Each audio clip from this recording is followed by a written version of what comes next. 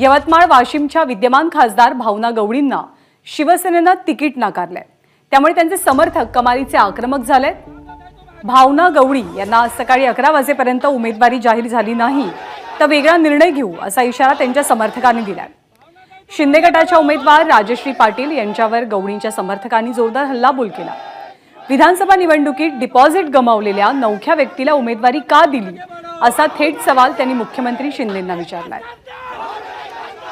आज या ठिकाणी यवतमाळ वाशिम लोकसभा मतदारसंघामध्ये मीडियाच्या माध्यमातून जयश्री हेमंत पाटील ताई यांना उमेदवारी दिल्याचं समजते, पण आम्ही यवतमाळकर या उमेदवारीला विरोध करतो। या ठिकाणी आमच्या सक्षम उमेदवार माननीय खासदार भावनाताई गवळी या 5 वेळा सातत्याने दिग्गजांना पराभूत करून या ठिकाणी निवडून आलेले आहे आणि त्यांच्याबद्दल सर्वसामान्य जनतेची किंवा कुठल्याही इतर पक्षाच्या लोकांचा कुठलाही विरोध नाही। या मोजक्या काही लोकांनी सर्वेचं कट कारस्थान करून या ठिकाणी त्यांची उमेदवारी नाकारण्याचं हे षडयंत्र आखलेलं आहे।